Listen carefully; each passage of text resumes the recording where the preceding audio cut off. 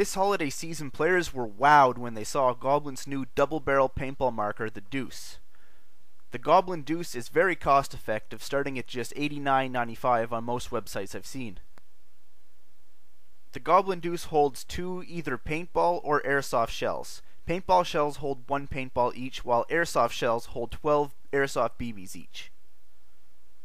Chances are you've already made up your mind if you're going to buy this marker or not.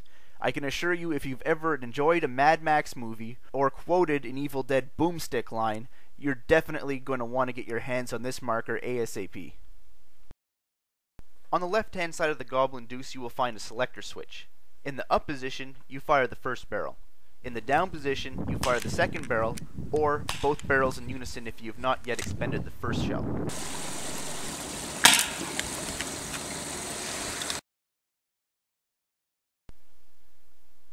To reload, you merely slide the barrel latch back and insert 2 new shells. I'm not gonna lie, this was freaking fun to do.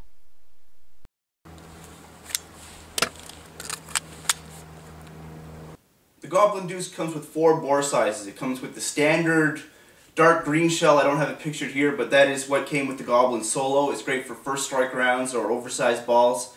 And it comes also with this small light blue shell, which is .668. That's great for reballs or really small balls. If you're someone like me that plays at a field that has primarily reballs, this is a great shell to have. The next step up would be these light green ones. These are .676 Magnum, also a pretty small size. With the Goblin Deuce, you're going to want to treat it sort of like a closed bolt marker, in that you don't want the ball to roll out, so you're going to want to underbore your paintballs so they stick in, don't fall out. Pretty simple. Next size up would be the dark blue here. This is .672 Magnum. This is a pretty good all-around shell for just standard paintballs. I mean, this is a great thing to include with a marker that doesn't have any kind of a bolt stop system. This is pretty much mandatory, and it really steps up Goblin's game. Another thing I liked was the inclusion of 2 O-ring kits. Well, you get 2 shells with it. It has an O-ring kit for each shell. It's very comprehensive. It has at least 3, I think. I'm pretty sure 3 or more for some O-rings on the Goblin Deuce that need to be replaced regularly if you play in cold weather. I'm going to get back to that later. But how does the Goblin Deuce stack up to the Goblin Solo? This is the Goblin Solo here. As you can see, it only has one finger groove and a trigger, so you don't have much space for ergonomics, but you know what, that's not what it's designed for. It's designed to be a tiny, tiny paintball marker. Now, compare that to the Goblin Deuce, which has space for two finger grooves, and it's just a lot nicer in your hand. It has a very nice feel. I can feel a weight there in the handle, and it just has a nice feel to it. Now, one of my complaints is that I wish they'd made the barrel just maybe 2-3 inches longer, because if you're someone that has medium, large size hands, when you go to grasp it, your thumb can get in the way. I've actually shot myself in the thumb once, and that's not, it's kind of an embarrassing thing to do, but like I said, if this had just been a few more inches longer, it wouldn't happen. So you just got to be careful when you're holding the gun that you do not shoot yourself in the thumb. It's not fun to do. Now, this is what I would consider a normal Airsoft handgun. It's just a Beretta knockoff. I just wanted to show you a size comparison between the two, and with the Goblin Solo, because as we know, the Goblin Deuce and Goblin Solo can also be airsoft guns, airsoft shotguns, hand shotguns at that. And here is what I would consider a standard sized 68 caliber handgun. It's just a T68 pistol. It's very massive. Here's the Goblin Deuce in comparison. As you can see, the Goblin Deuce is obviously twice as effective as the Goblin Solo on account of 2 barrels.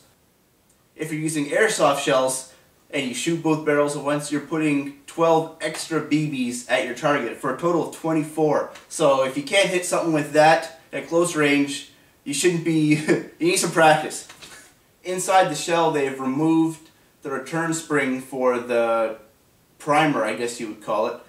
And so when you pull the trigger, this brass valve stem is going to fall out. That reduces the trigger pull by a lot. As far as weight goes, let's see here how much the Goblin Deuce will weigh.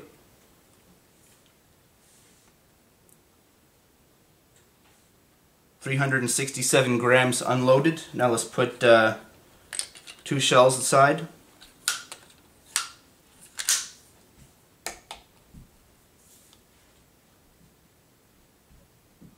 So that is about 417 grams loaded. That's not with paintballs, not with air though. 415 now.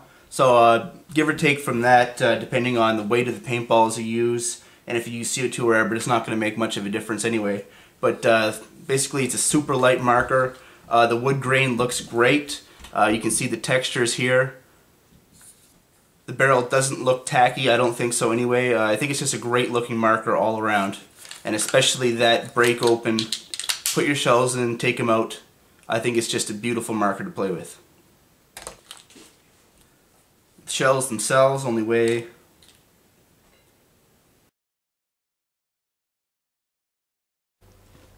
I'm going to be using this range for my maximum range test on the Goblin Deuce.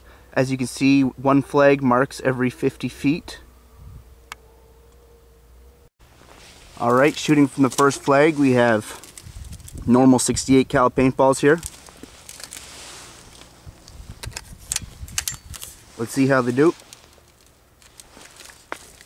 Shooting from a 45-degree angle.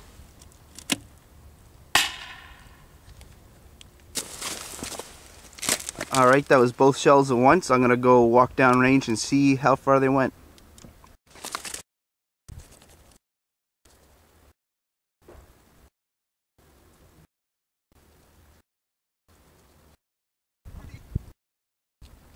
In case you didn't catch that, that was 120 feet with regular 68 caliber paintballs. The next test is going to be with Airsoft BBs, 6mm. These are 0.12 gram BBs, I believe. So let's see the max range again. This is at a 45-degree angle.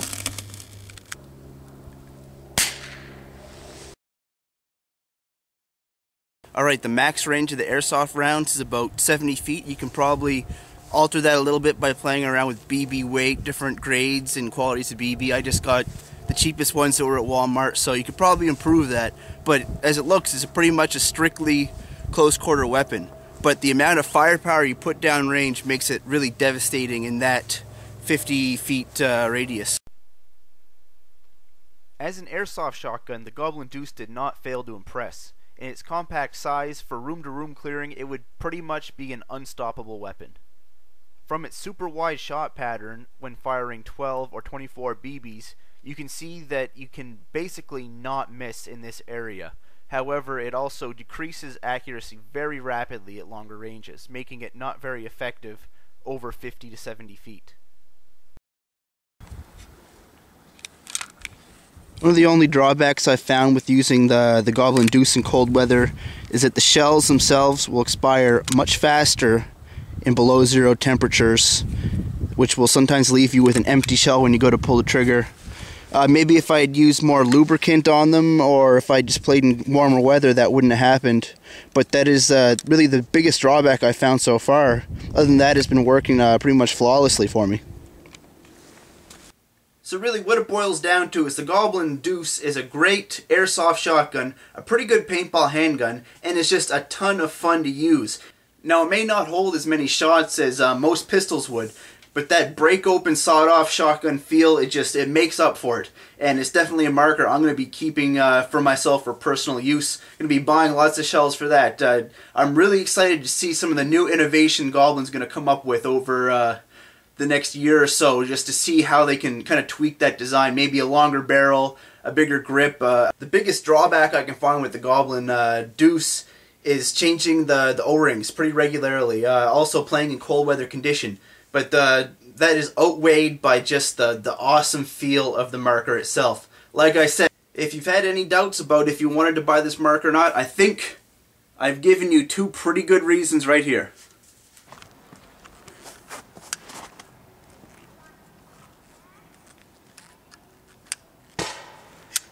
Pretty neat, eh?